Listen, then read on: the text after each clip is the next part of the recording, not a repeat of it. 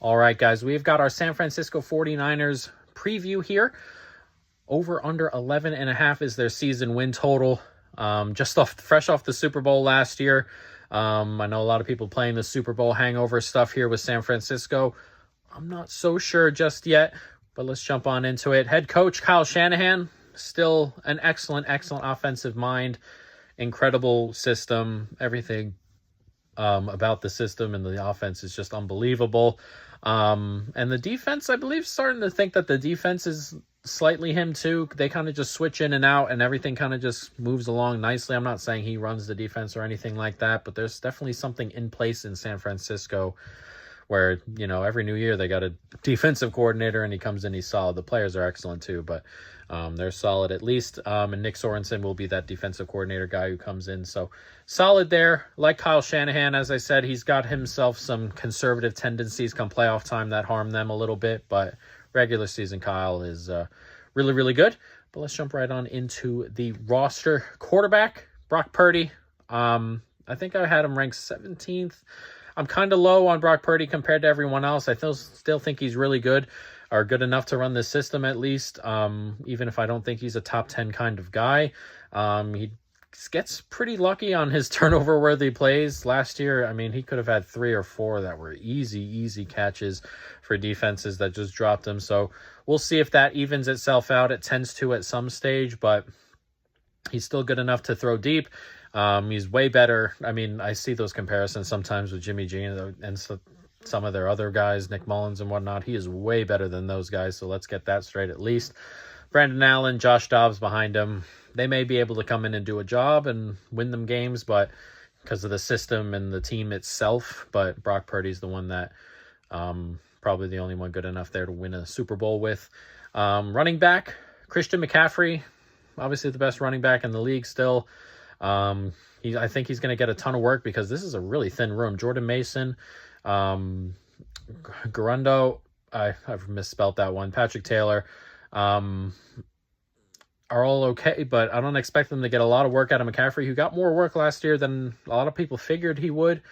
And they lose Eli Mitchell for the rest of the season. So I think McCaffrey's going to get a lot of work again. And if he stays healthy, he's going to rack up some stats, I believe. Wide receiver room, Brandon Ayuk stays. They get that contract sorted. The most annoying saga all offseason, but he's an excellent route runner. Deebo Samuel is still very good.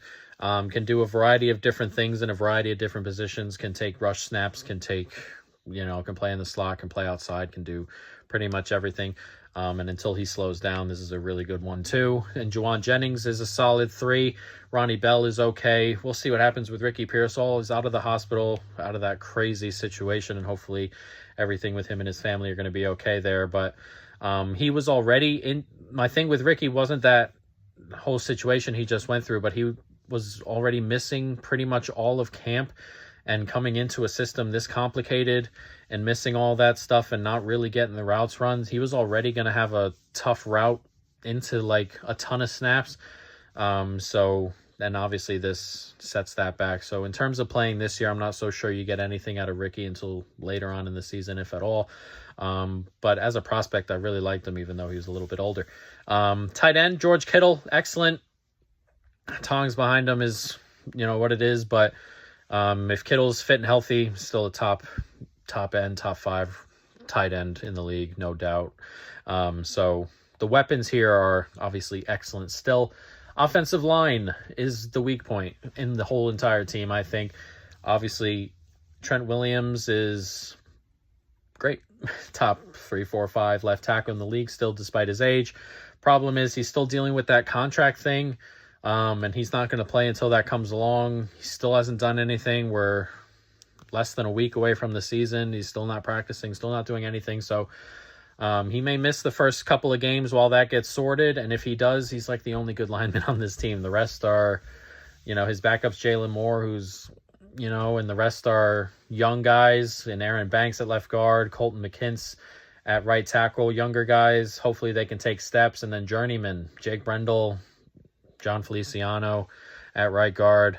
So I really dislike the offensive line. If Trent Williams isn't playing, it's not a good offensive line. And they play the Jets week 1. That could be sack city for the Jets, pressure city at least. So the offensive line is a problem if Trent Williams is not playing. As for the defense, talented. And, it's interesting to put it. The defensive line, I want to say, is the weakest of the group when everyone's fully healthy, which is interesting to me. Maybe. We'll run through it here. We'll start at the D-line. It's thin. Nick Bosa is excellent still. Leonard Floyd is good enough in one-on-ones, and they're going to be double teams other places, and he's good enough in one-on-ones to be a solid addition here. Javon Hargrave is really, really good inside, an excellent player. They've lost Tariq Armstead.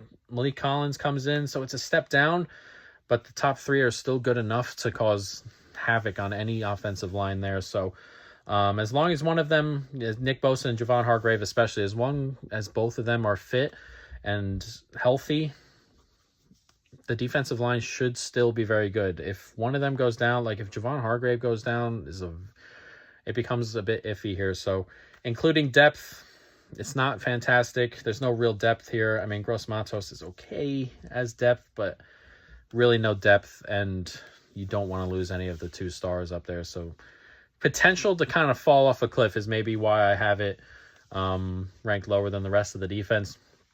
Linebacker unit, when Dre Greenlaw is healthy, ready to roll, this is the top 1 unit in the league. This is the best linebacker unit. Fred Warner is the top 2 linebacker in the league right now. Dre Greenlaw is excellent. Devondre Campbell is solid enough to stick inside there with Fred Warner when Dre Greenlaw is kind of not playing, and we'll see how that whole thing comes back, if he comes back. But yeah, it's a really good linebacker room when everyone's fit and ready to roll. And even if Dre Greenlaw is not fit and ready to roll, Devondre Campbell is solid enough, and Fred Warner is good enough where it's still a really good linebacker unit. The secondary is interesting. Safety's okay.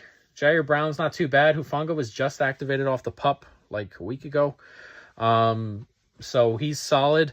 And I want to say he's going through that transition, or was going through that transition that like Trayvon Diggs and Deron Bland are kind of going for, where he was just all over the place. Ball hawk, he's going to cause turnovers, but he's also going to let up some big plays and cause some problems. So he's kind of getting into that consistency mold. And we'll see how he goes along for the season coming. And corner is really good. Charvarius Ward's been excellent. Yiadom, I keep messing that name up. Yiadom. He's really good as well. Lenore has been solid. They've got depth. They just drafted Renardo Green, who's been impressing in camp. Rock Ya-Sin is talented, if he hasn't been playing particularly well since his drafting, up and down and things like that. But you take a shot at like potential on depth here, and you get a little bit of that with Rock Ya-Sin, and he can come in and play enough snaps and relief and do well enough there. So like the corner room, it's solid. Really like the linebacker room, like the D-line when it's healthy. And you can say that about most things here, but it's really thin at D-line. So it's still a very, very good team and priced in a really good spot at 11.5, I feel. Schedule, I still think this team wins the division comfortably. So it's an interesting team. Really, really good. We'll see. Schedule, tough to start. They're opening Monday night against the Jets, and we're talking about Trent Williams. If he's not there, this is going to be a really tough game for them. Then at Minnesota, at LA, or at the LA Rams, 2 tough offenses. A defense that can handle it, I think, but those are not gimmies. And then you have New England and Arizona at home, which are nice. You'd like New England there. You think you'll beat them. You think you beat Arizona, though, a division game. And then things get difficult right before the bye at Seattle in division.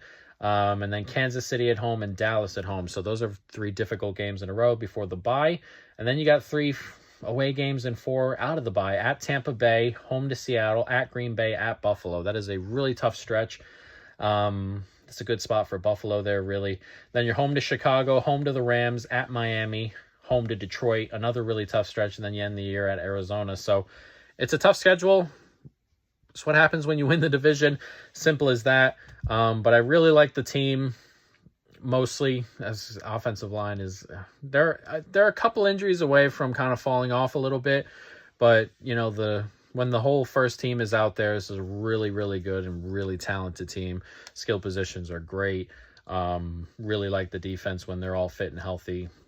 Offensive line is probably the only blemish on the team when everyone's fit and healthy, really. But Trent Williams is so good that it may not matter a ton, and the scheme is so good that it may not matter a ton. So it's an interesting team. But we have one play here for the 49ers because I think they're priced in a really good position there. McCaffrey, most combined rush and receiving touchdowns at plus 275. That is a $1.50 bet for us. A full unit on this one. After Eli Mitchell goes down for the season, the running back room's kind of thin. Jordan Mason, Patrick Taylor. It's not a running back room I think is going to take a lot of touches from Christian, who played a lot more snaps than I thought he would last year. Fully healthy, he's going to get a ton of work. He gets a ton of work in the screen game, gets a ton of work in the pass catching game, obviously gets a ton of work in the running game. And even on days where the defense is playing particularly well, they're just going to run the ball and he's going to get himself some scores that way too. So if they have to chase, he's going to get even more, I feel like. But I really love this position here. I don't see how he's not in the top 5 if he's fully healthy at least. But we love that, and that is the end there. Our preview for the San Francisco 49ers.